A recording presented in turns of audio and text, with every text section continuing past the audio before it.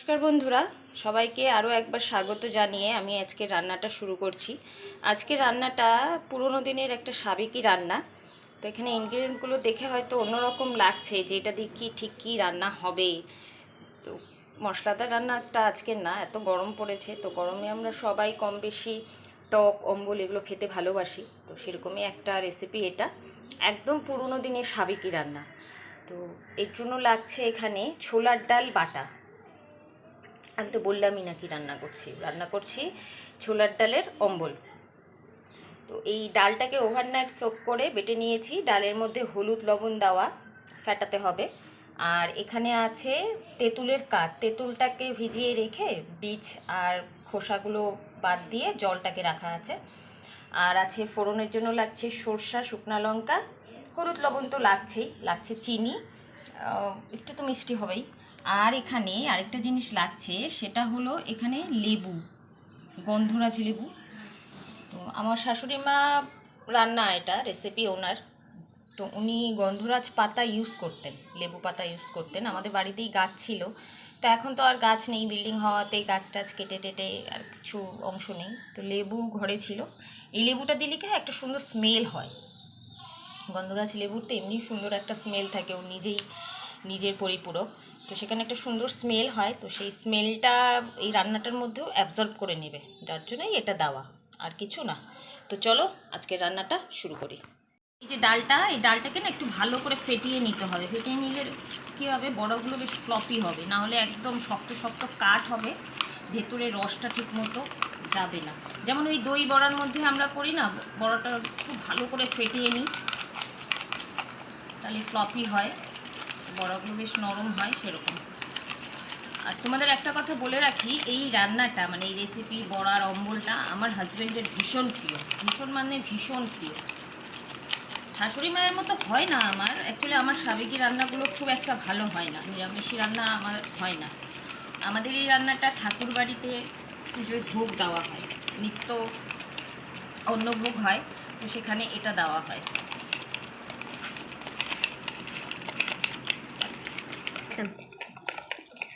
তো এটা হয়ে গেছে আমার ব্যাটার। এবার বড়া ভাজবো, তো চলো বড়াটা ভেজে নিই। তেলটা গরম হয়ে গেছে, এর মধ্যে এবার আমি বড়াগুলো, তো বড়া বলতে ওই ডালের ব্যাটারটা দিয়ে বড়াগুলো গড়ে নেব। চলো একটা করে বড়া বানিয়ে নিই।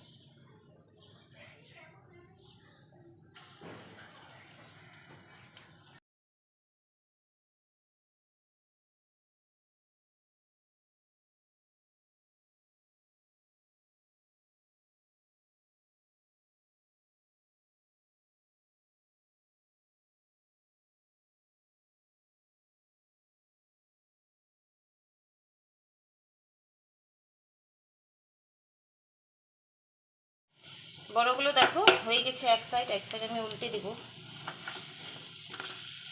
একদম হালকা হয়েছে, যেটা বলছিলাম আর কি, বড়াগুলো যত হালকা হবে রসটা তার মধ্যে ততটা ভালো ঢুকবে, খেতে টেস্টি হবে।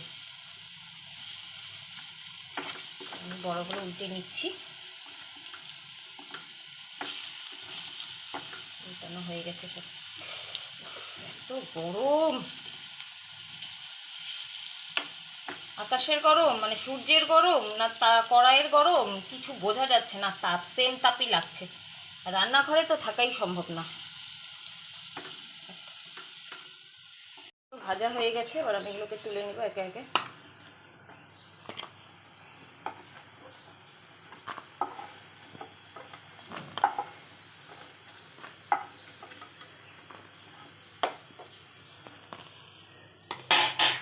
এবার বাকি ডালগুলো দিই।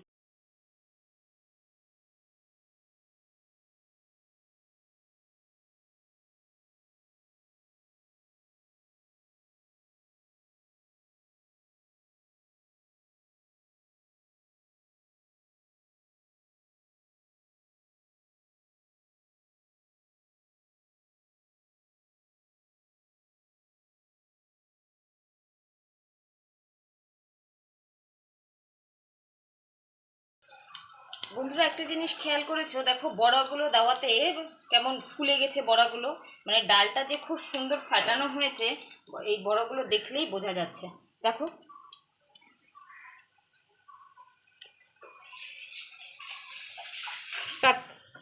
দেখো বড়াগুলো একাই নিচ থেকে উঠে এসছে, মানে ইয়ে লাগছে না।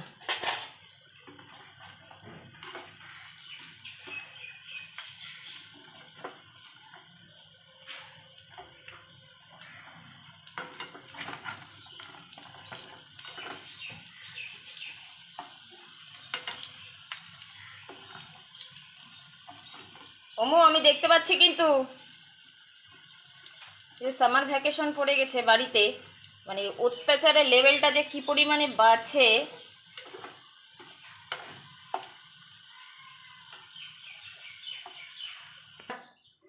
বড়াগুলো সব ভাজা হয়ে গেছে, যে তুলে নিয়েছি। এবার ওই খানিকটা তেল তো বেশি হয়েছিল, বড়া ভাজতে বেশি তেল লাগে, তো তেলটাকে আমি একটা বাটিতে তুলে রেখেছি। এবার এর মধ্যে ফোড়নটা দিয়ে দেবো। আমি লঙ্কা ফোড়ন দিয়ে দিলাম, ফ্লেমটা একটু হাই করে নিই।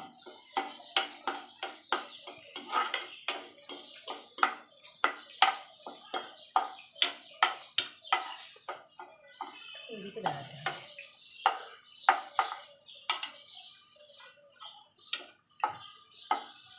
এই সর্ষাটা দিয়ে দেবো, এটা তখন মহাফোটা ফুটবে মা গো। ফোড়নটা হয়ে গেছে, তো এই যে তেঁতুলের কাত করা আছে যে সেটা, এটা এখন আমি এর মধ্যে দিয়ে দেবো।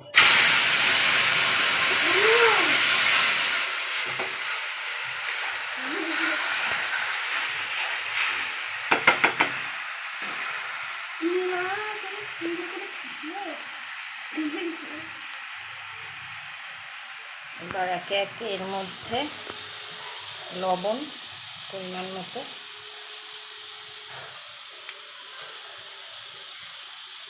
হলুদ গুঁড়ো, আজকে আর এটার মধ্যে কাশ্মীরি লঙ্কা গুঁড়ো দিব না, ঝাল ঝাল লাল লাল।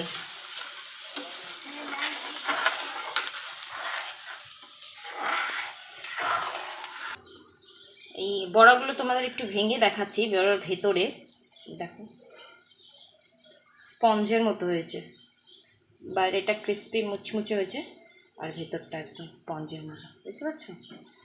যে কোনো ডালের বড়া করতে গেলে ভালো করে যদি ফেটিয়ে নেওয়া যায় না, খুব সুন্দর হয় বড়া। তো এটাতে উবাল চলে আসছে, আমি এর মধ্যে এখন চিনিটা দিব।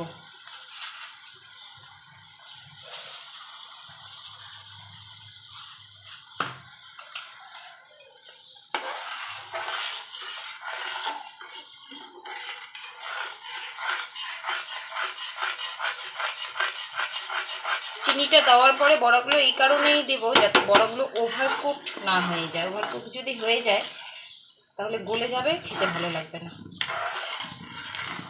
তেলটা মনে হচ্ছে বেশি হয়ে গেল নাকি। তো চিনিটা আমি দিয়ে দিয়েছি, এখানে পরিমাণ মতো, যে যেমন মিষ্টি টক খাবে তার উপরে। এবার আমি বড়াগুলো দিয়ে দেবো। যতগুলো বড়া ভেজেছি বন্ধুরা সব কিন্তু আমি দেইনি, হ্যাঁ কয়েকটা দিয়েছি, বাকিগুলো রেখে দিয়েছি।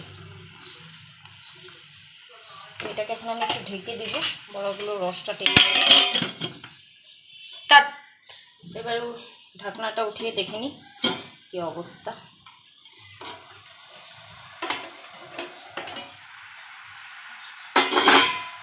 বড়াগুলো ফুটতে শুরু করে দিয়েছি, রেডি।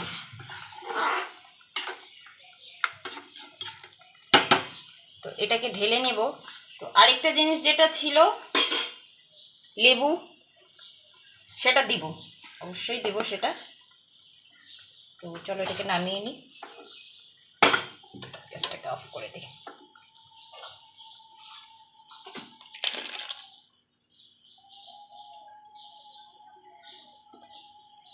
নামিয়ে নিয়েছি। এবার যে এই যে লেবুগুলো কেটে রেখেছিলাম এগুলো এর মধ্যে দিয়ে দেবো। কারণটা আগেই বলেছি, খুব সুন্দর একটা স্মেল আসবে। দিয়ে এটাকে এবারে ঢেকে দেবো।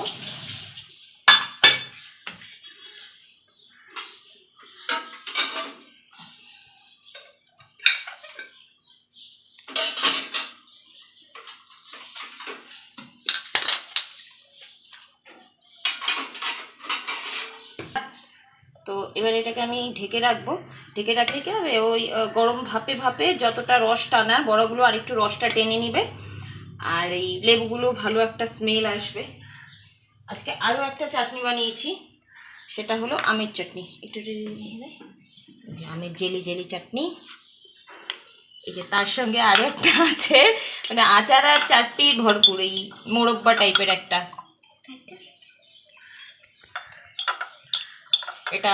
এটাও আছে, এটা কাপে করে অল্প একটু করে রাখা হয়েছিল, এটা আছে। তো আজকে 2 রকমের চাটনি। বলো, ভাত, ডাল, মাছের ঝোল, করলা আলু ভাজা, মাছের মাথা দিয়ে চাল কুমড়ো, এগুলো তো আছেই। তার সঙ্গে আজকে এটা একদম স্পেশাল একটা রেসিপি, আমার হাজব্যান্ডের ভীষণ প্রিয়, তার জন্যই বানিয়েছি। যদিও বানাতে একটু লেট হয়ে গেল, অফিসে এই সময়ও দুপুরের খাবারটা নিয়ে গেছে, লাঞ্চ নিয়ে যায়, রাতে এসে খাবে। কালকে ছুটি আছে, রেখে দেবো, কালকেও খেতে পারবে। অম্বল তো টক বাসি খেলে কিছু হয় না। তো চলো বন্ধুরা, আজকের ভিডিওটা এখানেই শেষ করছি। কেমন লাগলো অবশ্যই লাইক কমেন্ট করে জানাবে। আর কারো যদি কোনো রেসিপি জানতে হয় বা দেখতে ইচ্ছে করে, অবশ্যই কমেন্ট করে বলো। আর এই রান্নাটায় যদি কোনো রকম ভুল কিছু হয়ে থাকে, অনেকেই এই রান্নাটা করে থাকে, এটা পূর্ব বাংলার রান্না, বাঙাল বাড়ির রান্না, যদি কিছু মিস্টেক মনে হয় তো অবশ্যই আমাকে জানাবে সেই ভুলটা, আমার ভুলটা কোথায় হয়েছে। কারণ মানুষের জানার তো শেষ থাকে না। আর আমি রান্না করতে ভীষণ ভালোবাসি, বরাবরই ভালোবাসি। তো রান্না নিয়ে আমার কোনো রকম ভুল হলে সেটাকে যদি কেউ ধরিয়ে দেয়, আমার ভীষণই ভালো লাগে। তো সেই অপেক্ষাতেই রইলাম যে রান্না নিয়ে কথাবার্তা হবে তোমাদের সাথে। আরও সুন্দর সুন্দর রেসিপি নিয়ে, আরও সুন্দর সুন্দর রান্না নিয়ে আমি তোমাদের সাথে থাকছি। আমি সুস্মিতা, অবশ্যই থাকছি। তোমরা আমাকে একটু সাপোর্ট করো, আমার ফেসবুক পেজটাতে অবশ্যই ফলো করো, আর ইউটিউবে একটা চ্যানেল আছে সুস্মিতাস ওয়ার্ল্ড, সেখানে গিয়ে আমার চ্যানেলটাকে সাবস্ক্রাইব করো। সেখানেও অনেক রকম রেসিপি দেওয়া আছে, নানান রকম ব্লগস আছে, পাগলামো আছে। আমাদের একটা ক্লাব আছে, মহিলা ক্লাব, শতরূপার সংঘ, সেখানে আমরা দুর্গাপূজা করি, ওখানে গেলে দেখতে পারবে। আর একটা শতরূপার সংঘ বলে একটা পেজ আছে, আমি ইনভাইট পাঠাবো, সেটাতেও তোমরা লাইক কমেন্ট করো।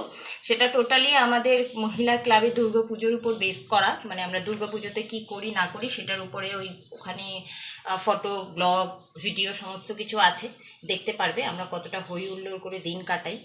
তো চলো, আজকের মতো এখানেই টাটা, সবাই ভালো থাকবে, নমস্কার।